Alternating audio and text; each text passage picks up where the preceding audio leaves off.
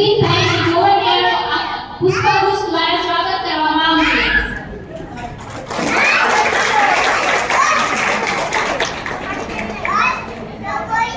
તલાટી મંત્રી શ્રી વાડિયા જિગ્નેશભાઈ ગરગડિયાનો પુષ્પગુચ્છ દ્વારા સ્વાગત કરવામાં આવશે.